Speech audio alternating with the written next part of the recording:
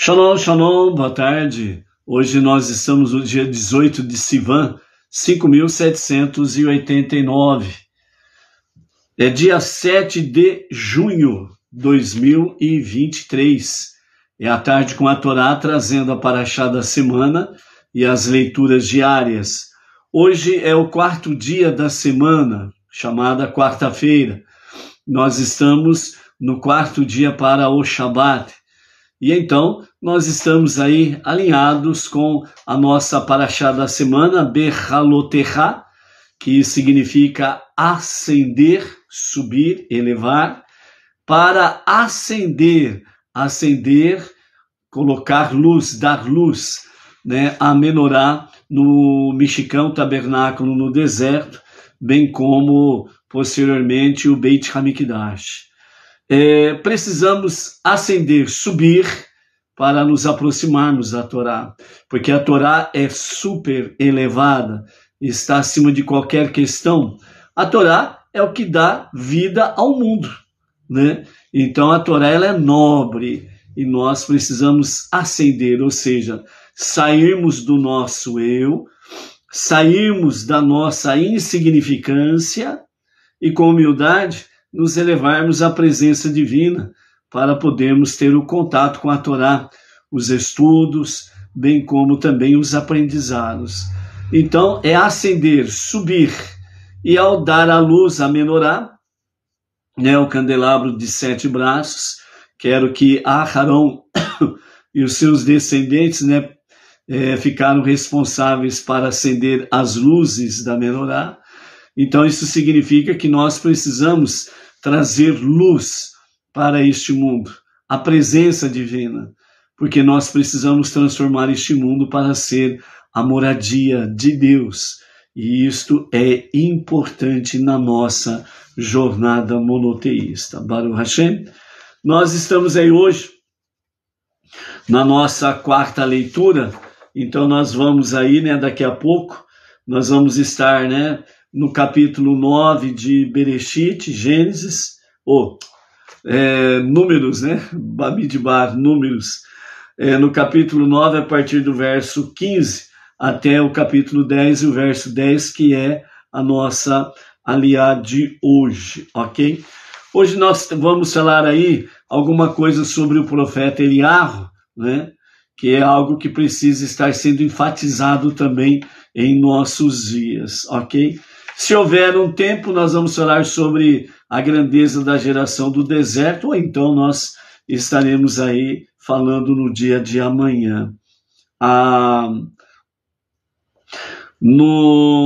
noite do dia 5 de julho, nós vamos iniciar as chamadas 3 semanas, né? As 3 semanas de luto, que marcam realmente, né, um período de luto anual, que são um período de 3 semanas, onde grandes catástrofes aconteceram com referência ao nosso irmão mais velho, o povo judeu, ok? Dentro da sua história. E a novidade que nós temos aí para hoje também, né, é a novidade que nós temos aí que à tarde com a Torá, ela também estará presente, né, na Rádio Bnei Noach, em Fortaleza, Ceará, né? A Rádio Bnei Noach já faz alguns anos que está em atividade. Ela começou as atividades com os irmãos, né, o Marquinhos e o Ayrton Aragão, né, os 2 irmãos. Hoje o Marquinhos está coordenando, liderando a comunidade Bnei Noach de Fortaleza, e o Ayrton Aragão está aí coordenando a Rádio Bnei Noach, né, de Fortaleza, Ceará, para o Brasil e para as nações, né? E então você entra lá no Google, lá, por exemplo, e procura lá Rádio Bnei Noach, e aí vai aparecer lá a pesquisa, aí você vai ver lá Rádio Bnei Noach, você clica lá no seu computador de casa e você vai direto lá na Rádio Bnei Noach, ok? No seu celular você faz a mesma coisa e você baixa o app, da Rádio Benenor, né? E aí você vai ter aí no seu celular 24 horas por dia a Rádio Benenor, né? A Rádio Benenor, ela conta atualmente, né, com uma equipe muito nobre, né, dentro da sua programação aí, né? Tem músicas 24 horas por dia, né?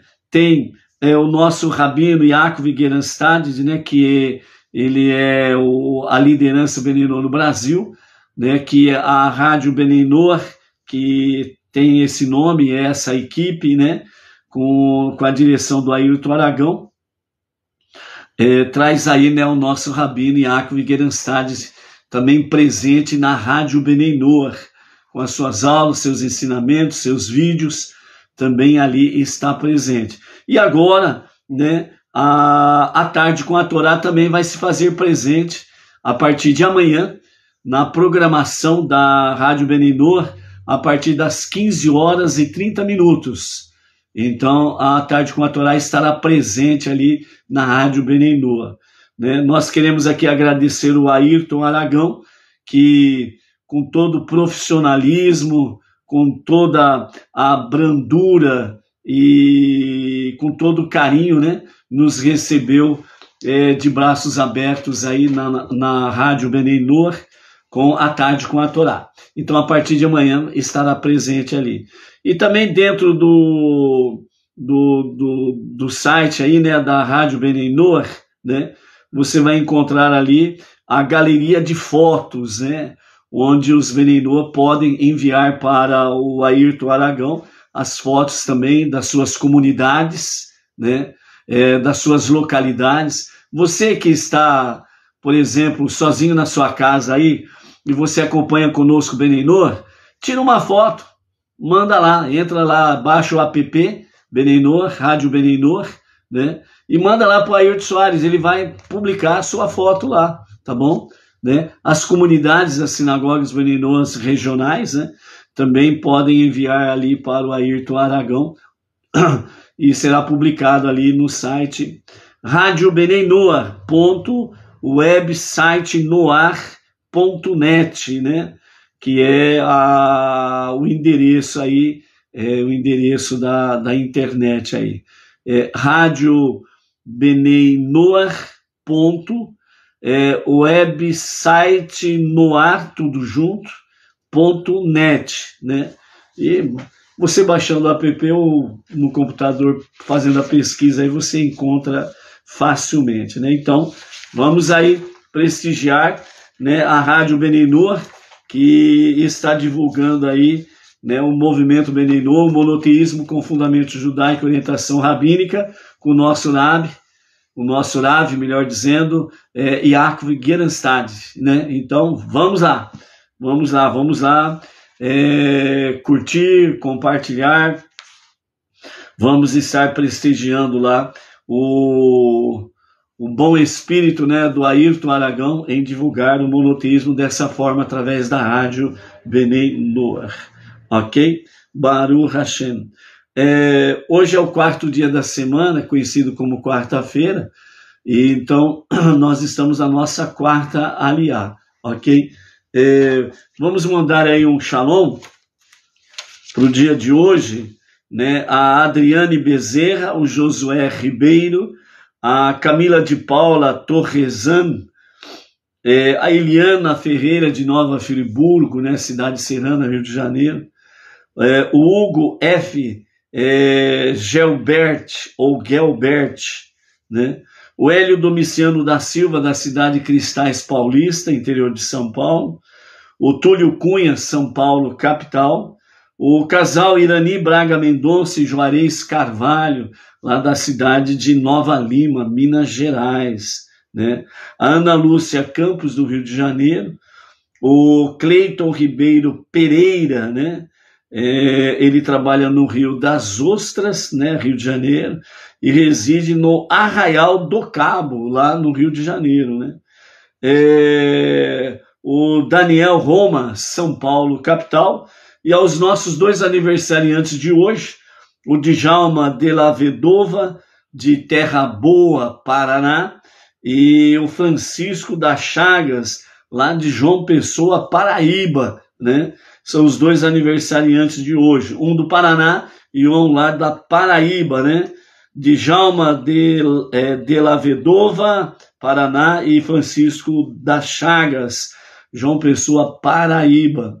Então, aos nossos dois aniversariantes, o Mazartov, muitas felicidades, que Hashem renove a sua graça em favor de vocês, muita proteção, saúde, sucesso, né, juntamente com os seus queridos, e principalmente vivendo a fé monoteísta para fazer com que Mashiach se aproxime o mais rápido possível, se revele o mais rápido possível, a qualquer momento mesmo. Amém, ve amém.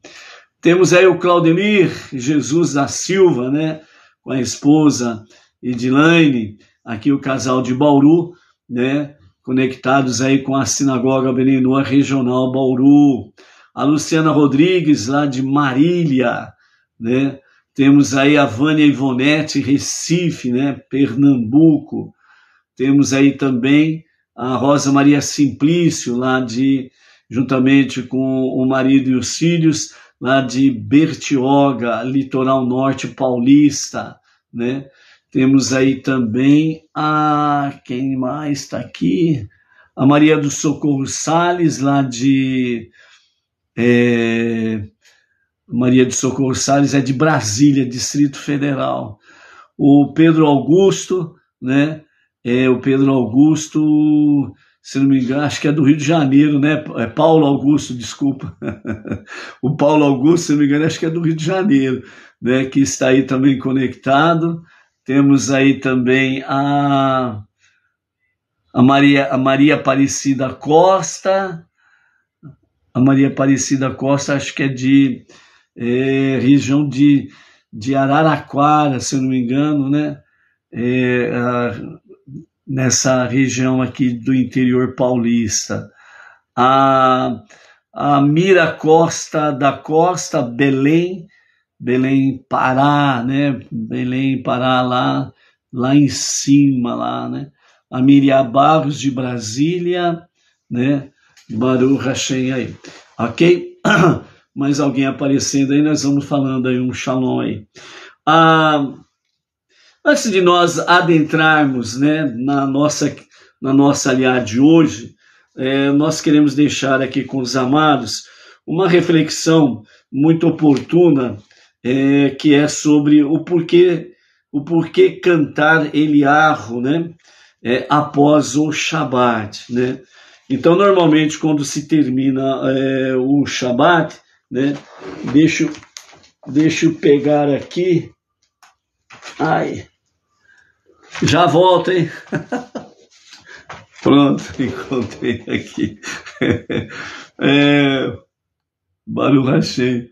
O Paulo Augusto é de Franca, né, interior de São Paulo. Baruch Hashem, Paulo Augusto. Mudei você assim para o Rio de Janeiro, no mesmo instante você voltou para Franca, tá bom? Então, porque se canta, né, após o encerramento do Shabat, após a Havidalah, normalmente se canta Eliarro Hanavi, né? Eliarro Hanavi, Eliarro Hatisbi, Eliarro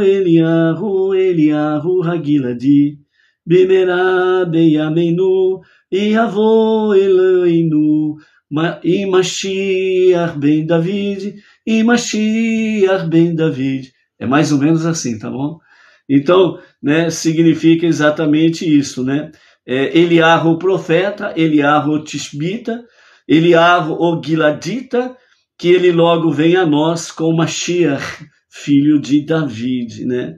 Então, a Havidalah é uma cerimônia que encerra o Shabat, e Eliarro é a canção tradicional que o povo judeu canta antes de desejar um ao outro um Shavuatov, ou seja, uma boa semana.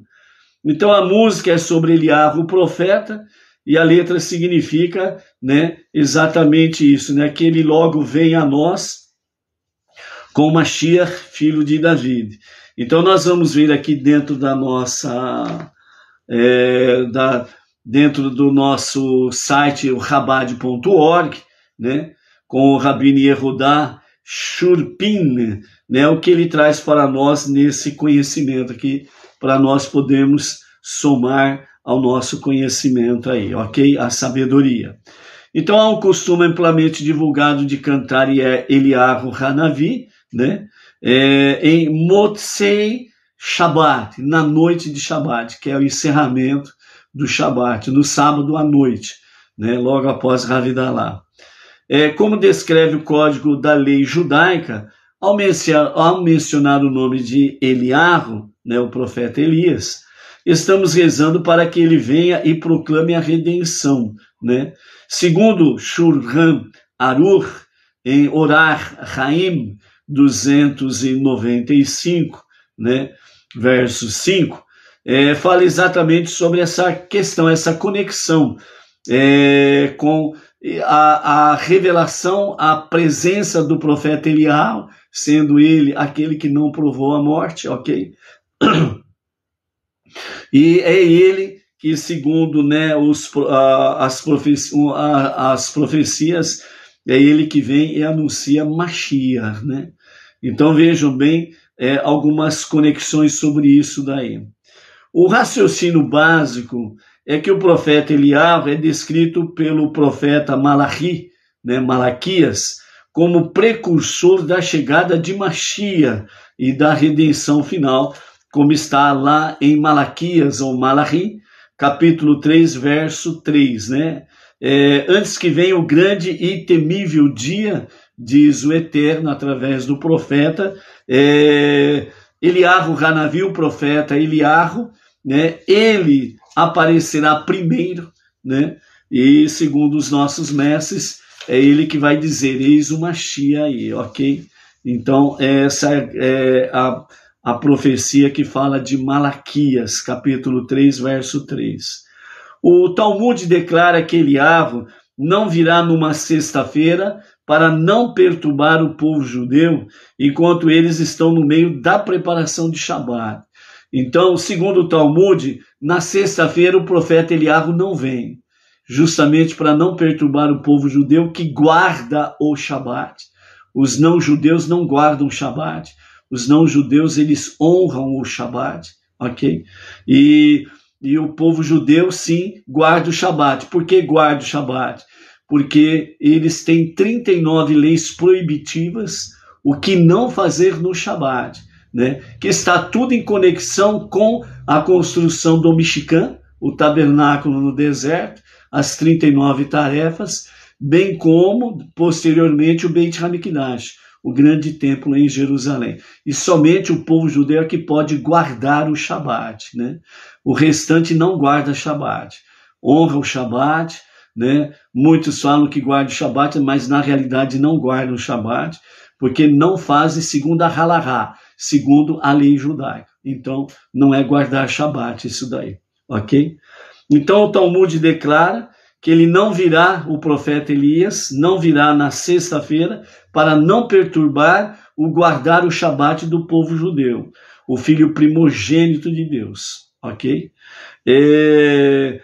Além disso, há uma proibição contra viajar além de um certo limite no Shabat, né? Então, segundo o próprio Shulchan Aruch, né, onde nos fala também em Tehum Shabat, né, o judeu ele não pode dar mais de 2.000 passos no Shabat.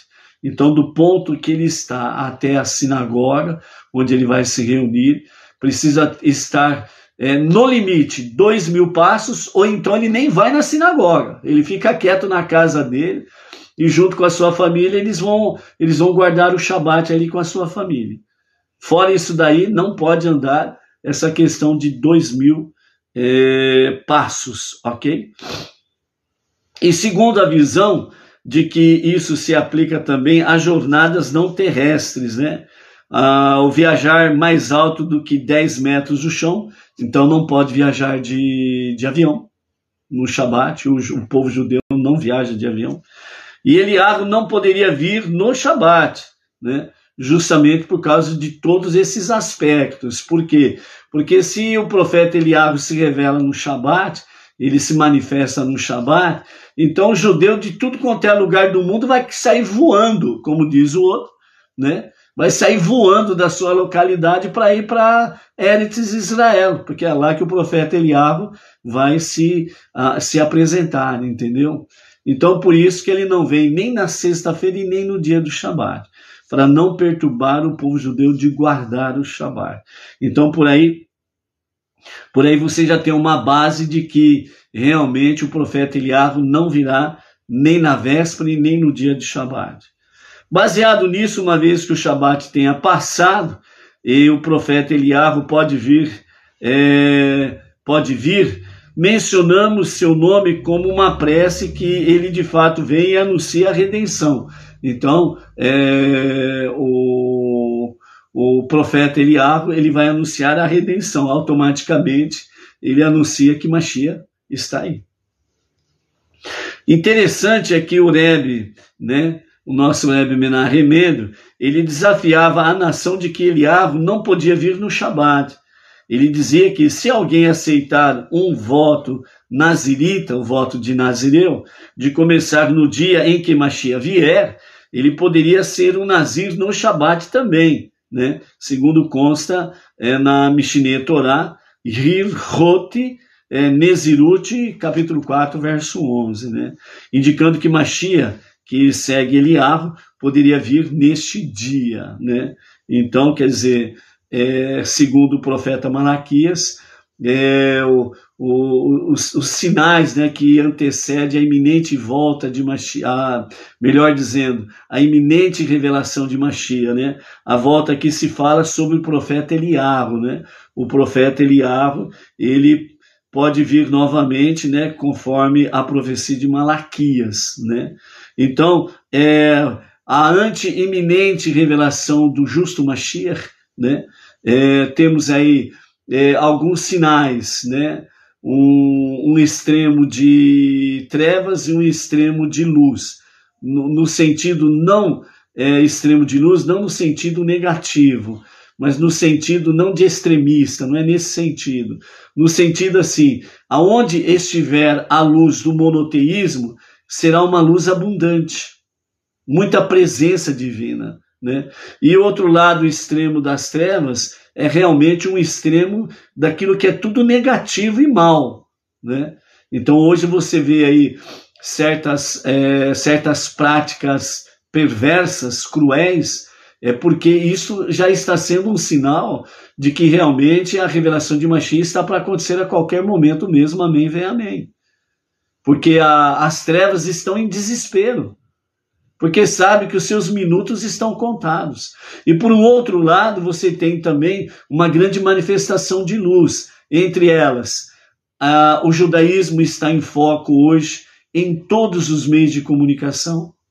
Hoje os rabinos, eles são entrevistados, pesquisados, né, por meios de comunicação como nunca antes se via isso. As redes sociais estão cheias aí de judaísmo e rabinos, né, trazendo as suas programações, né, com referência à Torá, referência à redenção final e Mashiach, né? Então, coisa que nunca aconteceu antes, nós estamos vendo dentro desse campo de luz, realmente muita revelação da presença divina. Então, é essa questão aí, é uma questão positiva, a extrema luz, no sentido. Um lado é escuridão, outro lado é luz, não tem meio termo, certo? Não existe o meio termo aí, é nesse sentido aí, ok? Então, numa fascinante conversa com o rabino Pinchas Menachem, que mais tarde se tornou o Rebbe de Gur, o Rebbe dizia que rezamos todo dia para Mashiach vir, incluindo o Shabat. Quando indagado sobre como aquilo se encaixava nas declarações sobre a vida de Eliahu, o Rebbe respondeu que Eliahu está destinado a responder muitas das complicadas perguntas que os sábios possuem. Certamente, ele poderá vir no Shabat e responder como esse fato se encaixa também. É o que consta no Zohar 28a e Shalá, Torá Shebaal Petav, né? Que consta isso. Eliahu poderá vir no Shabat? Poderá. Ele vindo no Shabat, ele vai responder muitas questões, né, de difícil compreensão que os próprios sábios têm consigo e não sabem responder, porque esta revelação está realmente para os dias da redenção final com o Mashiach. A respeito da tradição de que Mashiach não viria na sexta-feira, o Rebbe comentou: certamente os judeus não terão qualquer reclamação se ele vier na véspera de Shabat, mesmo se isso significa que eles irão preparar menos comida para o Shabat, né? Porque o Shabat em si é uma festividade, né? É regozijo. O Rabino Pinhas Menari respondeu, e o Rebbe concordou, que não são somente os judeus que estão no exílio.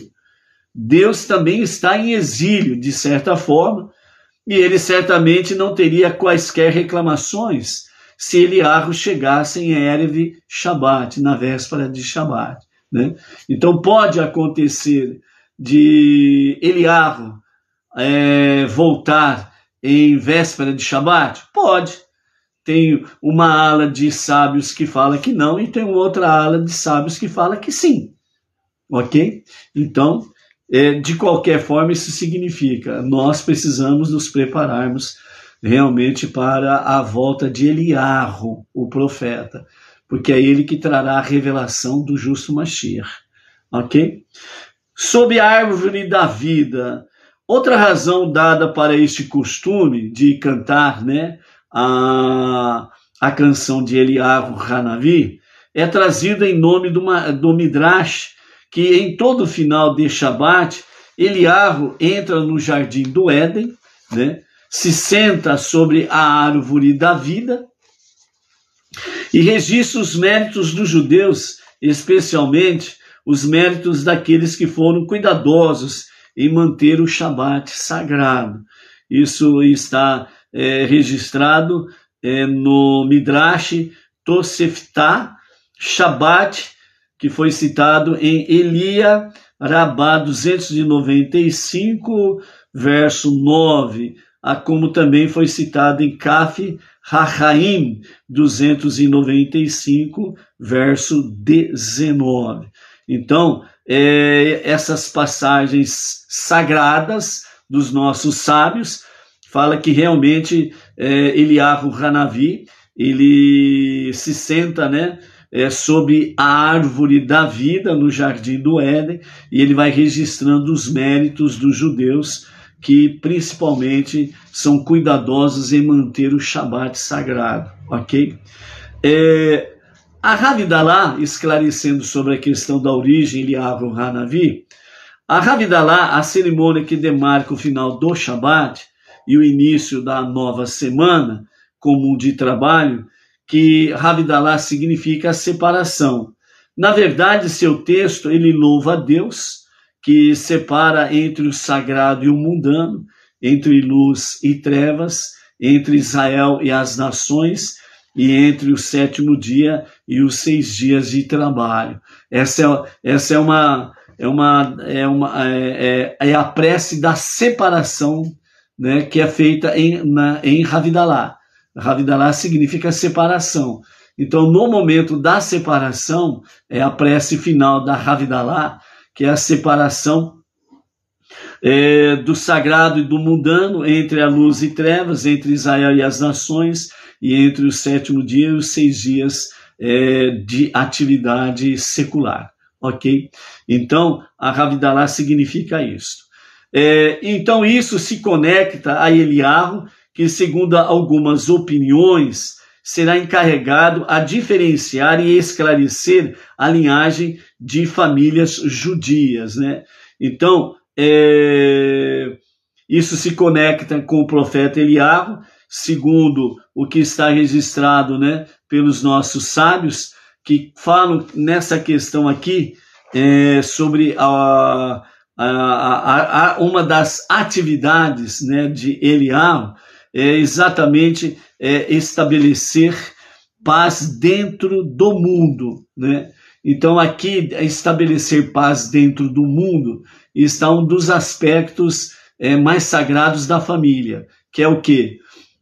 Onde fala a profecia, né, que convergirá os corações dos pais aos filhos e dos filhos aos pais. Isso significa harmonia familiar. Então não haverá mais brigas nas famílias, e as famílias vão se reconciliar e vão, sem sombra de dúvidas, vão estar em união, em unidade, em harmonia e em paz. Ok? E sobre a questão de diferenciar e esclarecer a linhagem das famílias judias, né? Isso foi citado no Seder Tefilot Lemotzei, de Shabbat, de Abu Draham, né? Então, Eliarro, né, o profeta, ele também vai ter uma tarefa aí, né, no sentido de esclarecer a linhagem de famílias judias. Então, desculpa aí, gente. Então, ele vai tirar dúvidas sobre a questão de linhagem das famílias judias, ok?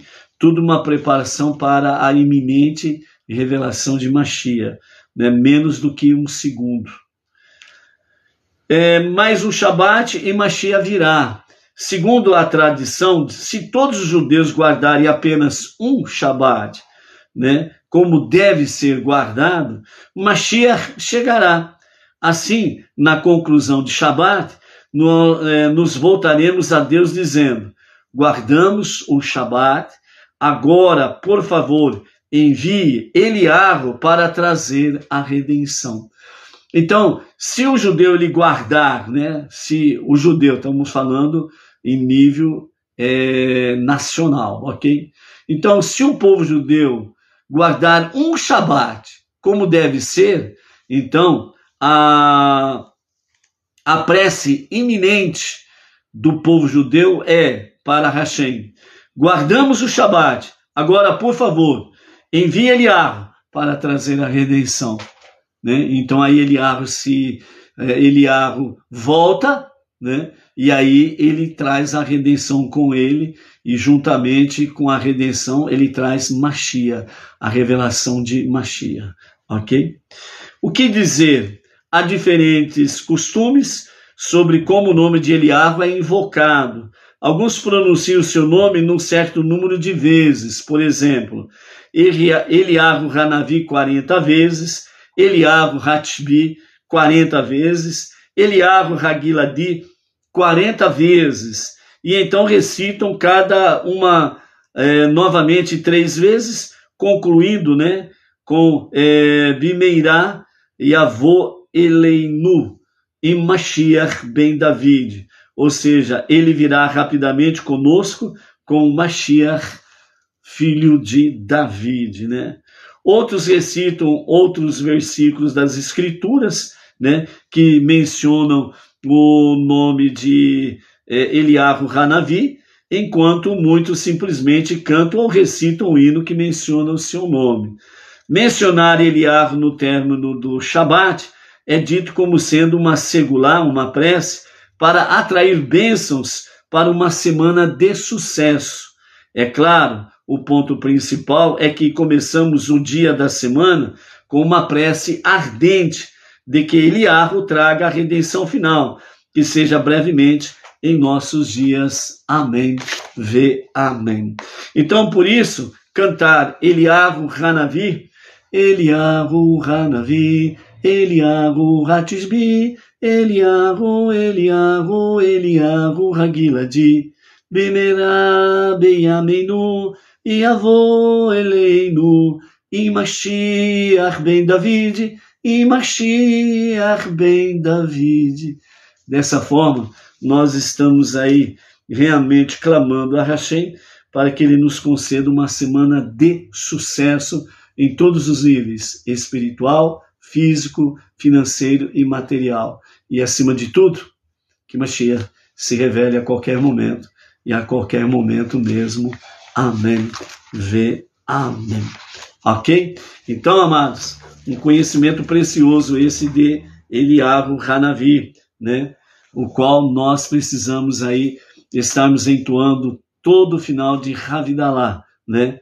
É um sucesso em todos os níveis. E acima de todos os níveis, revelação de Mashiach a qualquer momento, e a qualquer momento mesmo. Amém. Amém. Ok? Baruch Hashem. Bom, vamos acelerar que hoje nós temos um plantão aí, né? Um plantão de 13 horas, né? Um plantão de 13 horas e com um clima maravilhoso, frio. Conto com as vossas preces em nosso favor aí. Amados, no anoitecer da quarta-feira do dia 5 de julho,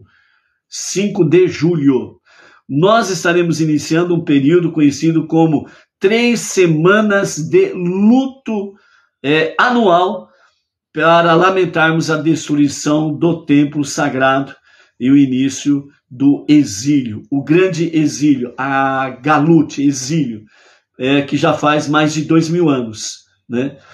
Quando o general Tito, com a sua legião romana,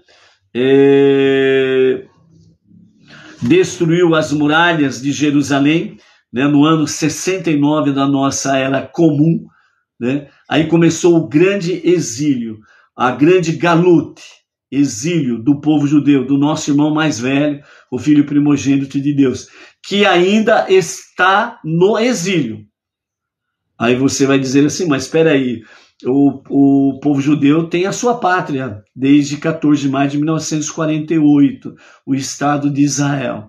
Sim, o Estado de Israel está aí, não está como deveria estar, mas está aí. Por que não está como deveria estar? Porque a Torá precisava ser o seu centro.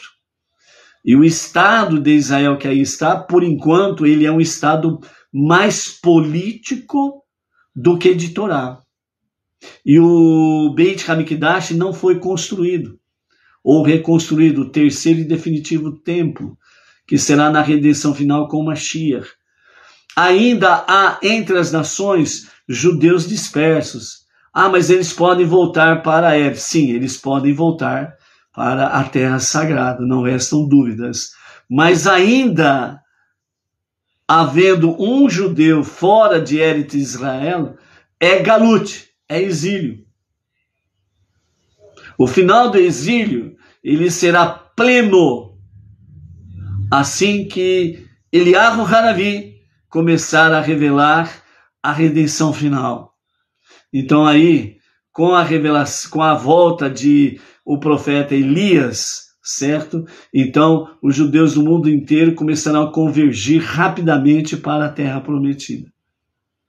A sequência é que, com o anúncio através de Eliyahu Hanavi, a redenção final, Mashiach, ele se revela a qualquer momento e a qualquer momento mesmo, amém, vem amém. E aí não vai ter mais judeu fora de Eretz Israel. Aí é o fim da Galut, o fim do exílio.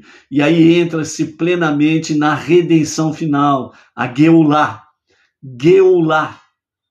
Galut, exílio, não esqueça disso. Galut, exílio. Geulah, redenção. E a redenção final será exatamente com o profeta Eliyahu e Mashiach ben David. Ok? Então, são momentos preciosos, sagrados, que você e eu, nós não podemos perder esse momento por nada deste mundo. Nada é mais precioso neste mundo do que nós podemos nos prepararmos dia a dia, passo a passo, para a redenção final com o profeta Eliyahu e com o Mashiach ben David. Ok? Então, vamos nos preparar nesse sentido. Então, o início das 3 semanas vai começar na noite da quarta-feira do dia 5 de julho e vai até o dia 26 de julho, certo? No entardecer de 26 de julho para o dia 27, lembrando que o dia judaico começa a pôr do sol a pôr do sol. Então, o último dia da terceira semana vai começar ao pôr do sol da quarta-feira, do dia 26 de julho, e vai até o pôr do sol da quinta-feira, dia 27 de julho, ok? Então, E aí vai ter, né, o grande jejum, né, de Tisha B'Av, porque é o ponto que vai culminar com Tisha B'Av, né? A noite do dia 5 de julho é a noite que começa o dia 17 do mês de Tammuz, que é o dia que começou a destruição das muralhas de Jerusalém, ok? E o dia 26 de julho corresponde exatamente ao dia 9 do mês Av, que culmina exatamente com a destruição do templo. No caso aqui específico, né, das legiões romanas, é a segunda destruição. A primeira destruição na época babilônica também aconteceu no dia 9 de Av. E aqui também a segunda destruição do Beit HaMikdash aconteceu no dia 9 de Av. Então, por isso, são 3 semanas de luto, de grandes tristezas, né? E durante esse período nós estaremos aí trazendo reflexões mais aprofundadas sobre o tema, ok? Capítulo 9, verso 15 até o capítulo 10, verso 10 da nossa LA de hoje. Nós temos aí, né, a Marli Estael Silva Monteiro, lá de Vitória, Espírito Santo, que também chegou por aí, né? Temos aí a Edna Paglassi Marmol, que chegou antes de começar a tarde com a Torá. Né? Como diz, é a fã número 1, é a que senta no primeiro lugar da cadeira, no primeiro lugar da fila, né? Então chegou antes de entrar no ar a tarde com a Torá, ok? Baruch Hashem, por isso daí, né? Ok. Então, né, amados, vamos lá.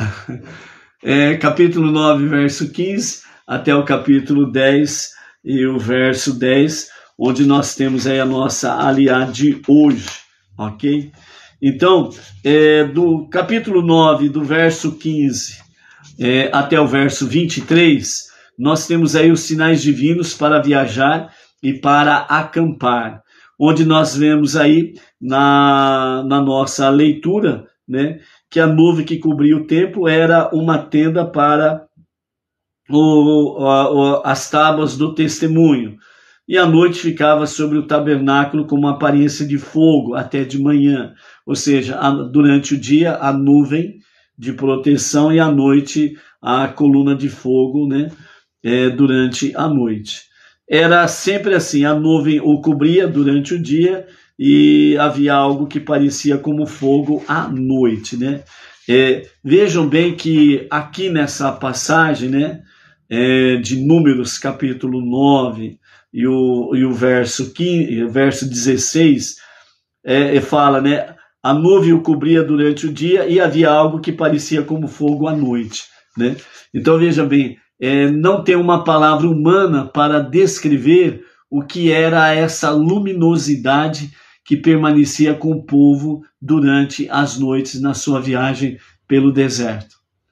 Então a única expressão que se aproxima um pouco da realidade do que era é fogo, mas é algo que parecia como um fogo, ou seja, a luminosidade dessa nuvem que durante o dia fazia sombra para todo o povo judeu, ao entardecer ela se transformava em algo parecido com fogo, ou seja, era uma luminosidade fora de série, nada na linguagem humana, na configuração atual, né? Não tem como explicar isso. Então a única forma de explicar é algo parecido como fogo. Então vejam bem sobre a questão da luminosidade durante a noite, ok? Na continuidade aí nós temos, a partir do verso 20, né? Por vezes a nuvem permanecia por apenas alguns dias sobre o tabernáculo e eles continuavam a acampar pela palavra de Deus e a viajar pela palavra de Deus. E por vezes a nuvem permanecia desde a noite até de manhã, e quando aliás, a nuvem se elevava pela manhã, eles viajavam. Ou por vezes a nuvem permanecia por um dia e uma noite.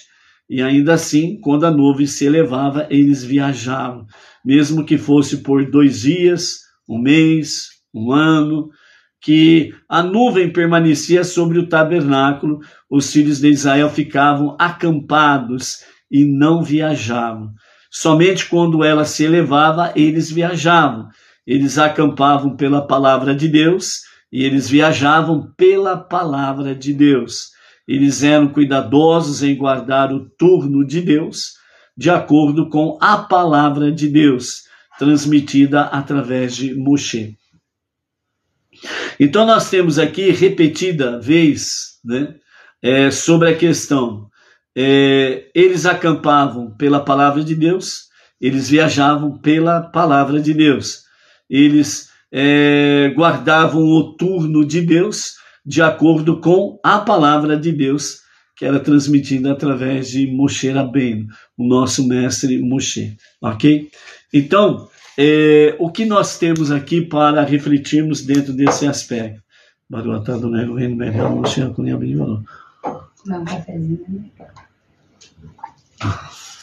Vocês escutaram a voz da dona Edna? Vai um cafezinho aí. Ela vem de mansinho e fala, vai um cafezinho aí. Então tá aí, a Giovanita Ferrari, né? Também aqui da Sinagoga Benei Noach, Regional Bauru, também chegou por aí. É outra também que fala que o cafezinho da Edna não pode parar, né? Então, para os amados aí, Giovanita, ó, cafezinho da Edna. Boa tarde, Dona Hélio Reino Meli, Raulan, Shenrakoni, Rabi de Valor.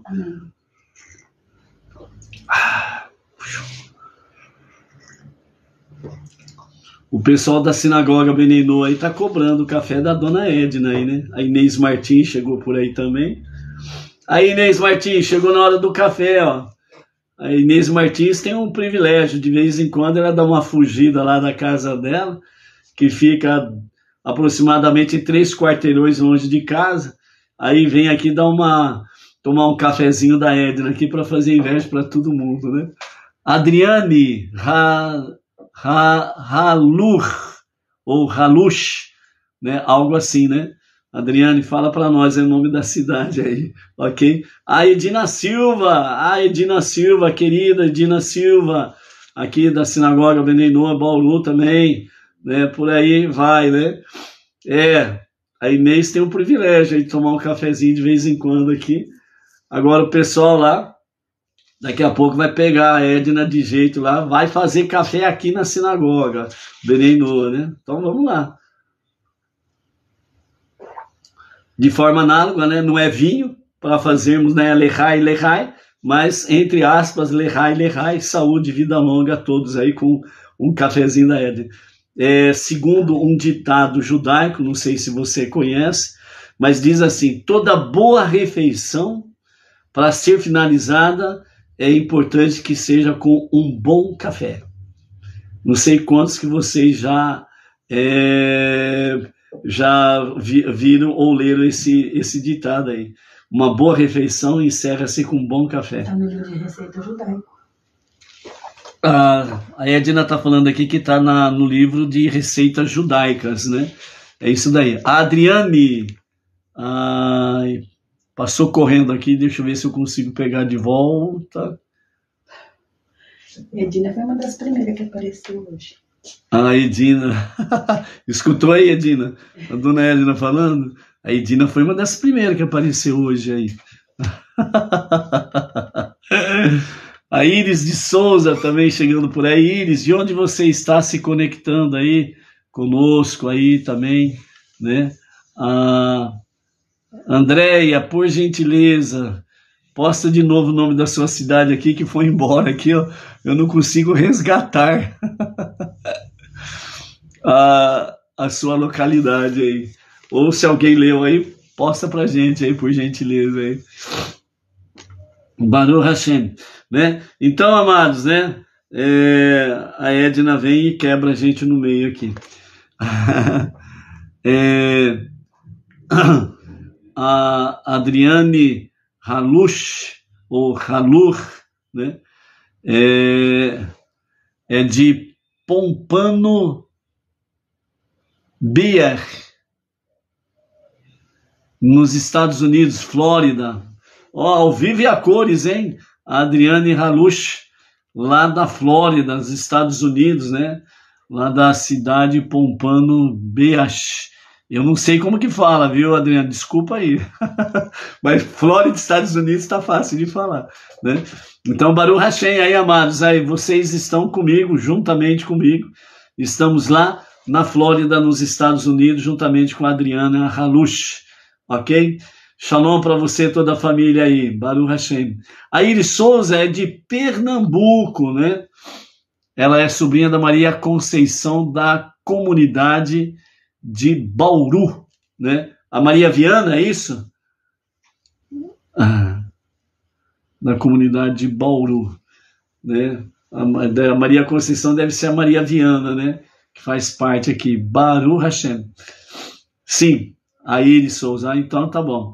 Então tá aí, ó, mais uma conhecida aí para vir passear aqui na casa da Maria Viana e conhecer a sinagoga de perto aí. Baruch Hashem, né? Adriane Halush, gratidão aí por nos receber em sua casa, né, ou no seu trabalho, onde você estiver aí, e que seja a bênção de Hashem sobre a tua vida e os seus queridos por aí.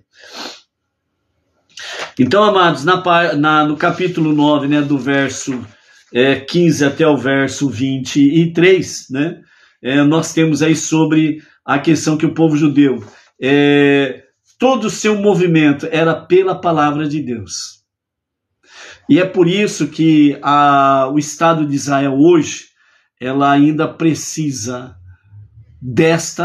deste renascimento, o renascimento do deserto, o renascimento que vem do deserto, né? Então, por isso que, infelizmente, por enquanto, né? Infelizmente não, né? Está dentro da profecia bíblica, né? Graças a Deus que ainda o Estado de Israel está nessa situação, mais envolvido na política do que com a Torá, né? E a Torá, ela será restabelecida ao mesmo padrão da geração do deserto, né? O levantar pela palavra de Deus, o mover-se pela palavra de Deus, o estacionar pela palavra de Deus, né? Tudo o que realizarem será pela palavra de Deus. Isso será concretizado, sem sombra de dúvidas, nos dias da redenção final com o Mashiach. E esse também é outro aspecto, porque que a geração do deserto é chamado a grandeza da geração do deserto. Porque o seu mover era pela palavra de Deus. Ali ninguém escolhia nada. Eles adentraram no deserto ao sair do Egito, voluntariamente,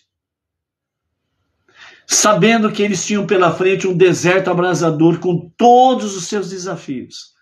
Mas eles tinham uma promessa da terra prometida. E eles não abriram mão disto.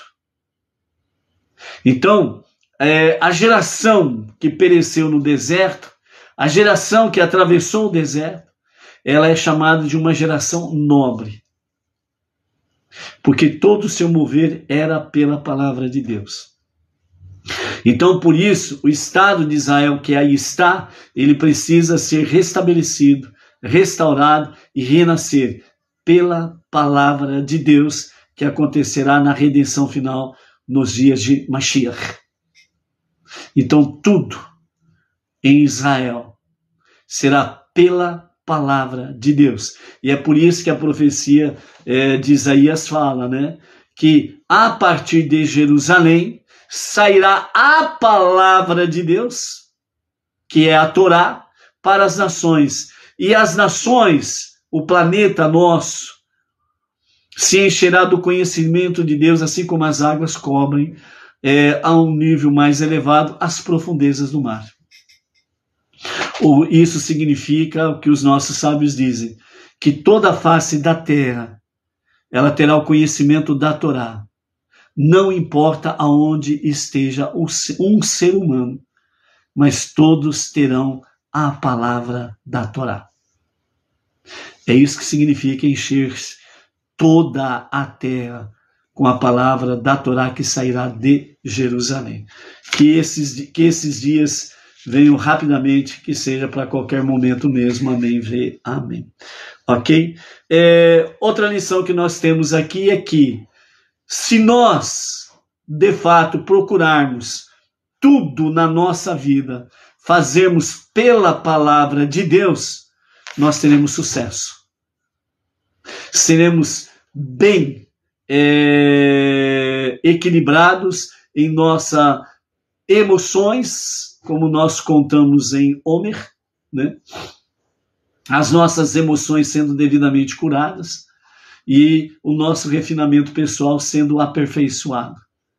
Então, nós podemos procurar isso no nosso dia a dia, porque esta é uma das formas de nós trazermos mais luz divina, mais presença divina, para que o mundo seja transformado na moradia de Deus. É a casa de Deus, por assim dizer. Então, nós temos esse compromisso. No capítulo 10, do verso 1 até o verso 10, nós temos aí sobre a questão das trombetas, né? Onde falam as duas trombetas, martele-as a partir de um pedaço de metal. Elas devem ser usadas por você para convocar a congregação e anunciar a partida dos acampamentos. Um toque longo for soprado em ambas as trombetas. Toda a congregação deve se reunir à sua volta, na entrada da tenda da reunião. Quando um toque longo for soprado em uma delas, os líderes, os chefes de milhares de Israel, devem se reunir à sua volta. Quando pequenos toques forem soprados, os acampamentos instalados a leste deverão viajar. Quando pequenos toques forem separados uma segunda vez, os acampamentos instalados do lado sul deverão viajar. Os pequenos toques vocês soprarão somente para a viagem, mas para reunir a congregação você soprará um toque longo e não toques curtos. Os descendentes de Aarão, os sacerdotes, soprarão as trombetas. Esta é uma lei eterna por todas as épocas. Eu não fiz a prece para tomar água, porque eu já fiz lá atrás, e é o mesmo copo e a mesma água ainda, ok? Por isso que não foi feita a prece, tá bom? Quem não viu antes, né? Só para explicar aí. Então, amados, aqui as trombetas falam para nós, dentro desse aspecto aqui, sobre a questão do mover. As trombetas em si, elas trazem para nós várias mensagens, né? Desde o levantar o acampamento, seguir o acampamento, juntar o povo, juntar os líderes e também para a questão das guerras, né? Então, os nossos mestres do Hassidismo, eles dizem o seguinte, os versos 9 e 10 do capítulo 10 nos fala sobre quando vocês forem guerrear, né, contra o inimigo que os oprime. Vocês soprarão um toque longo com as trombetas, para que vocês sejam lembrados diante de Deus, o seu Deus, e vocês serão salvos dos seus inimigos. Ou seja, o toque era um toque para a guerra, mas ao mesmo tempo o toque é para lembrar o povo judeu, lembrar o exército judeu, que a vitória deles vem de Deus, que eles poderiam ir para a guerra, porque a vitória vem de Deus, e eles poderiam ir tranquilos e em confiança que o Eterno, Hashem, daria a eles a vitória na guerra. Então, esses dois significados para o toque das trombetas quando for para a guerra. Outra questão que os nossos mestres do Hassidismo traz para nós é: se você for guerrear contra o inimigo que o oprime, isso alude à guerra contra a má inclinação. Então, lembrando que os nossos mestres do Hassidismo, eles vêm num nível mais profundo do significado da Torá, para nos trazer ensinamentos elevadíssimos, para que nós possamos aplicar na nossa vida, no nosso dia a dia. Então, esse toque das trombetas é exatamente para nos despertarmos, para que nós possamos, de fato, entre aspas, guerrear contra a nossa má inclinação, a nossa Yetzer Hará, a nossa alma animal, a nossa alma selvagem, né? Guerrear contra ela, que é o maior inimigo que cada um de nós temos. O nosso maior inimigo é o Yetzer Hará, a nossa má inclinação. Porque isso tem uma conexão com a alma animal. A alma animal é muito forte. Por que a alma animal é muito forte? Por causa do mundo que nós habitamos, chamado mundo de Asiá, que é o mundo da ação. Então, é um mundo muito materialista, muito carnal, muito selvagem. Só na redenção final com Mashiach é que será as coisas colocadas no seu devido lugar, como foi no princípio da criação. Mas até lá, esse mundo da Asiá é muito selvagem. Ele é muito... ele fortalece muito o Yetzer Hará, a má inclinação. E é por isso que é uma guerra constante, é uma guerra diária que nós travamos aí. Então ele sempre vai à guerra contra a pessoa, especialmente no momento da oração, para perturbá-lo em sua concentração. Você às vezes, e certamente você já se perguntou isso, ou você já observou, as coisas estão indo tudo legal, está tudo numa boa. Mas é só eu começar a fazer as preces, parece que o mundo vai acabar. Parece que as coisas ficam conturbadas, perturbadas. Acontece um monte de coisa, é a campainha que toca, é o correio que chega, é o vizinho que bate na porta, é criança que grita lá fora, né? É o galo que canta aqui do lado, mas o galo não perturba não, é brincadeira. Né? Então, você percebe que nos momentos que você vai se dedicar às preces, acontece mil e uma coisas. Lembre-se que é exatamente as forças negativas deste mundo que estão tentando fazer você desistir de não fazer prece, de não fazer oração. E é onde que você tem que tocar a trombeta. Um toque longo, é guerra. E não pode desistir. Vem cá, bichão, vem cá que eu vou pisar na tua cabeça. E vamos fazer a prece aqui. Shema Israel, Hashem Eloheinu, Hashem Errad. Pisando a cabeça da má inclinação, das forças negativas. Ah, peraí só. Esses são os salmos. Pá! E você vai fazendo aí as preces. Onde também temos lá as preces lá que fala para que o Eterno venha nos fortalecer contra a má inclinação, o mau vizinho. E por aí afora vai. O falso inimigo, e por aí afora vai. Então não, vem cá, não. Você pensa que vai me vencer, não vai não. Eu já estou alistado no exército de Hashem de Sevaot, o Senhor dos exércitos, que não conhece derrota. Quer mexer com fogo, você vai se queimar, o Yetzer Hará. E fogo santo nele, como diz o outro aí, e queima, e queima o Yetzer Hará, ok, mano? Então, continuando aí, os ensinamentos racídicos, né? Então ele sempre vai à guerra, a má inclinação, o nosso maior inimigo, né? Contra cada um de nós, justamente para nos perturbar em nossa concentração, nas nossas preces, no momento de oração. Então você soprará um toque longo com as trombetas. Esta é uma metáfora para a quebra do espírito perverso, através de sentimentos de submissão a Deus, quando a pessoa implora a Deus que a ajude a lutar contra a sua má inclinação. Socorro, Deus, me ajude a cumprir minha missão no dia de hoje. Que o Yetzer Hará não venha aqui sobre mim e venha me vencer, não. Me ajude a vencer o Yetzer Hará, né? E por aí afora vai. Então, nos dias de seu regozijo, né, que nós vemos aqui, nos versos 9 e 10, né?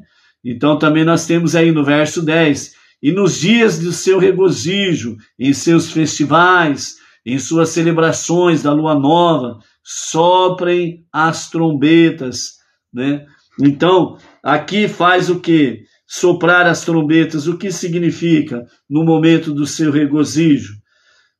A pessoa pode pensar que quando ela alcança algum sucesso na sua vida, em sua guerra contra a má inclinação, e esta não consegue mais ser vitoriosa sobre os seus ataques, então ela pode relaxar e apreciar seu serviço a Deus, sem a necessidade de despertar constantemente sentimentos de temor e subordinação. Para neutralizar esta noção, a Torá declara que até mesmo depois que a guerra acaba, quando a pessoa quer se regozijar e relaxar, ela ainda deve soprar as trombetas, né? Então, quando somos vitoriosos, etc. e tal, é um momento de relaxar, regozijar. Nós tocamos a trombeta por quê, né? Nós tocamos a trombeta para não esquecermos que nós vencemos o inimigo, mas que ele ainda não está morto. A má inclinação continua viva. Ela vai esperar o momento do nosso vacilo para nos alcançar, nos atingir, né, nos ferir, e por aí afora vai. Então significa que mesmo no momento de júbilo, nós não podemos esquecer, estarmos vigilantes, sempre prudentes, sem sombra de dúvidas, ok? A Eunice Bezerra Loretti, lá do Rio de Janeiro, também conectada aí, né? O nosso Rebbe Menachem Mendel, para finalizarmos, a permanência das situações temporárias. O povo judeu nunca sabia antecipadamente quanto tempo permaneceria em um determinado acampamento. Apesar disso, em cada acampamento erguiam o Mishkan na sua totalidade, conforme as instruções do Eterno. Isso nos ensina duas lições importantes. Primeira lição, que devemos reconhecer que é Deus quem nos guia por todas as nossas viagens na nossa vida. Sejam estas viagens geográficas, viagens emocionais, viagens mentais ou espirituais. Evidentemente, nós devemos formular os nossos próprios planos, segundo nossos objetivos de vida, mas, ao mesmo tempo, precisamos estar conscientes do fato de que Deus sabe quando é melhor ficarmos em uma estação da vida ou nos movermos à seguinte. E Ele dispõe as coisas em função disso, né? Nós sempre falamos aqui, né? Precisamos ficar atentos aos sinais, né? Nós não podemos bobear, né? Tem um ditado antigo que fala que um cavalo arriado só passa uma vez pelo lugar, né? Ele não passa duas vezes, né? Que significa que o cavalo, devidamente com o seu rei, sua sela, né? Pronto para ser montado e cavalgar, ele passa pelo lugar ali uma vez só, depois ele não passa não, perdeu a oportunidade, né? Ou então aquela outro ditado, né? O raio não cai duas vezes no mesmo lugar, né? Quer dizer, também dentro do aspecto aí que não acontece duas vezes no mesmo lugar. Então são assim aspectos de sinais que nós precisamos estar atentos. Por quê? Porque Deus ele envia nos sinais exatamente como ele fazia com o nosso irmão mais velho no deserto. Qual que era o sinal que Deus fazia para que o povo soubesse que era o momento de levantar o acampamento? O mover da nuvem. Quando percebiam o mover da nuvem, tocava-se as trombetas. Era um momento, de acordo com o toque, o povo sabia que era o momento de levantar acampamento. Então todos começavam a se preparar para desarmar as suas tendas para seguir viagem. Então, dessa mesma forma aqui, o nosso Rebbe está dizendo, nessa primeira questão aqui, né, as duas lições importantes, né, que nós precisamos reconhecer que é Deus quem nos guia em todas as nossas viagens, seja elas quais forem. E se nós estivermos atentos e com sensibilidade espiritual, vamos discernir os sinais e vamos tomar as decisões corretas para continuarmos a nossa viagem. A segunda lição: não devemos colocar nossa vida em espera, né? Quando nos encontramos numa situação temporária. Como Deus está além e acima do tempo e do espaço, quando nos conectamos com Ele, mesmo que seja por um momento sequer, ou um breve momento, esse momento, ele permanece eterno. O momento que você se conecta com Deus é um momento eterno, esse momento. Então, toda vez que nós temos esse momento com Deus, nós não podemos perder a oportunidade, porque é um momento para sempre. A nossa viagem pessoal, mesmo que tenha duração de um dia ou uma década, pode ser convertida por nós em um santuário imbuído da eterna e permanente presença de Deus. Ou seja, só você pode fazer com que o seu tabernáculo interno seja, de fato, um lugar imbuído da eterna e permanente presença de Deus. Ou seja, você pode fazer o seu momento com Deus uma eternidade. Ou seja, você pode fazer o seu momento com Deus de uma forma que você jamais se separe dele. Sempre atento aos seus sinais para seguir viagem. Por isso, quando iniciamos Bamidbar, o livro de Números, Bamidbar traduzindo é no deserto, então significa, você está pronto para entrar no deserto? Vamos em frente? Pela graça bendita de Hashem, amanhã estaremos de volta aí. Vamos continuar a nossa viagem no deserto. Shalom, shalom. Até amanhã.